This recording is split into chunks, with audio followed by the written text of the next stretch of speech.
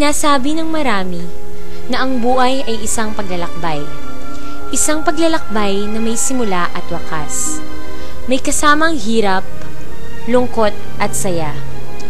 At sa aming paglalakbay, aming natuklasan ang mga katotohanang nagbukas ng aming isipan.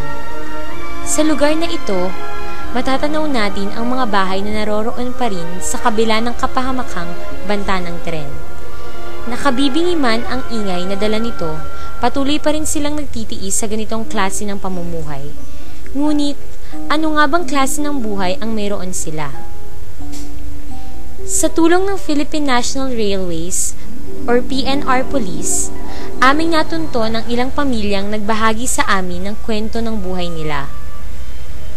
Una naming nakilala ang isang labandera, si Aling Marta, 38 taong gulang.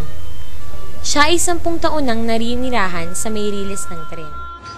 Marami po bang problemang nangyayari dito? Mga gulo, may gulo po ba? O maayos naman? Siyempre, yung gulo, hindi nawawala yung kahit paano, di ba?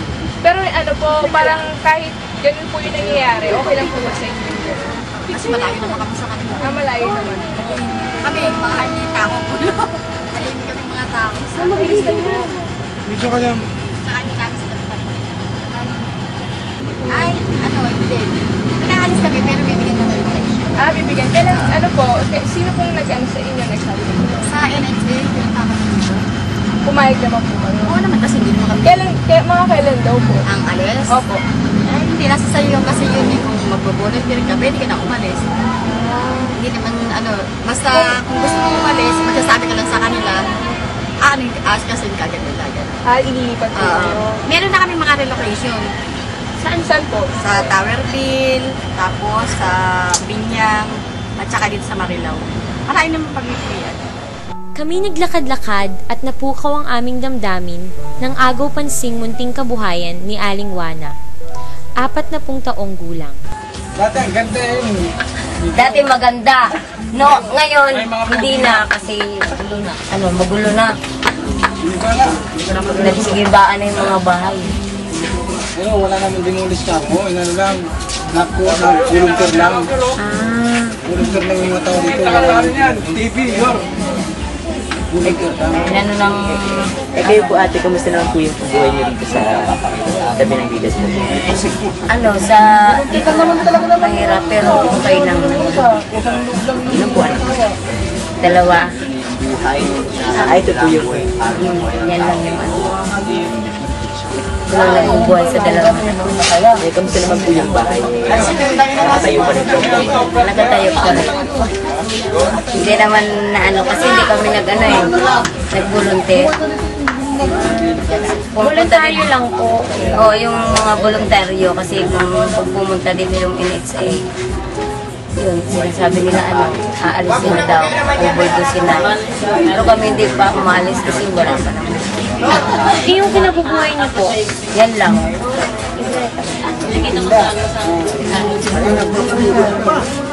yung asawa niyo po, Wala na. Ayun.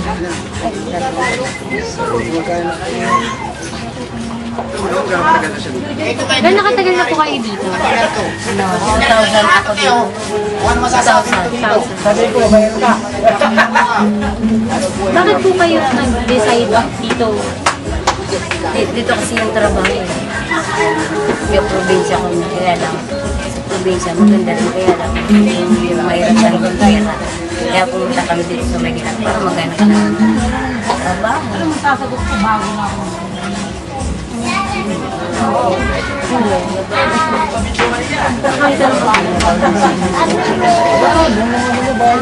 Saan po ba yung bahay niyo? Tagal pa eh. Bakit bahay namin? Tagpi-tagpi lang. Kasi yun. Tapos Saan po na? Ilan taon na po yung ito, 4. Sumama na mga medyo.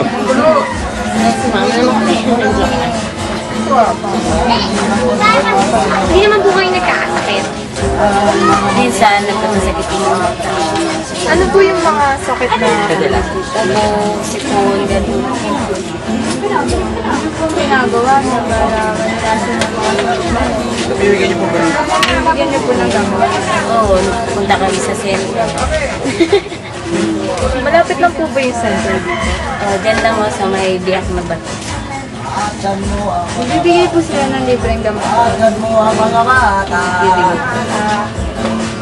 Eh kung bibigyan po kayo ng chance na nilipat po, i-relocate po, papayag na.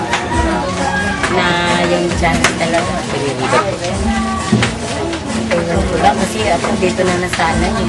Nasanay na ako dito. Pero kung talagang wala nang bahay ko na talagang nilipat na kami, lipat na kami.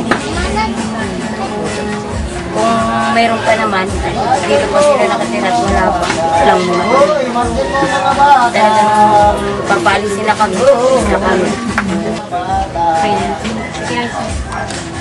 Salamat po. Thank you po.